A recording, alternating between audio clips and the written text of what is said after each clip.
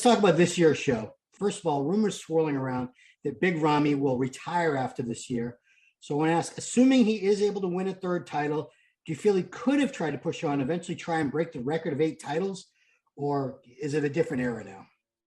I think it's a different era now. We've seen it. We've seen it through social media. We've seen it through influencers. We've seen it. The rewards that Ramy has been able to acquire through him winning the Mr. Olympia contest did start with bodybuilding, but it promoted him so much greater overseas. And we've all heard the same stories, right? So, Ramy is in Egypt and he's being greeted. I mean, we saw the videos. I mean, he's being greeted by like the president. I mean, hell, like I didn't get none of that. But anyway, he's gotten so much more notoriety in the home country where, okay, you could say, okay, he could continue to push. Okay, so we're going to push for what? Another $400,000 check that's not necessarily guaranteed. The sponsors that you have, you could probably still have them by still being you. Yeah.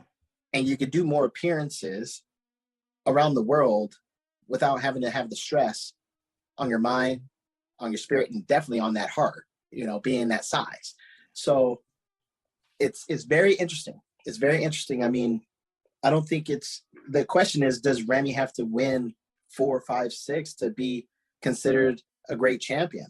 I don't think so. I think if he wanted to try to do that, we also have to look at longevity with his body. Like, I don't know his pharmacology. I don't know his blood work. It is none of my damn business. And I don't even care to like speculate. What I am saying is when you're that big and you're trying to compete at that level, you always have to go 1% better every time, or at least you're attempting to do that.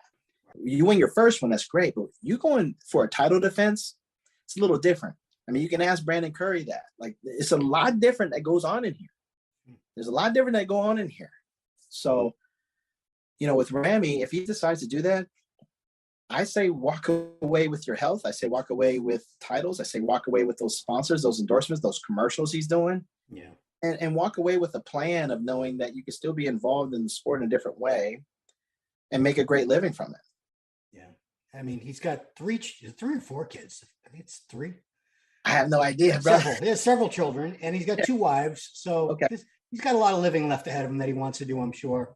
Yeah. About life after bodybuilding. He's got quite a life that he's looking forward to. So it's tough, man. Like, I can't put myself in his shoes. I don't know what his shoes are. I just know what worked for me wouldn't have worked for him, and vice versa. Like, everybody's running their own race. So if he didn't do that, I didn't do that. No. Even Ronnie didn't do that. Lee Haney was the last one I remember that did that. Right. So it's not always about it is about how you end it. It's about how you feel.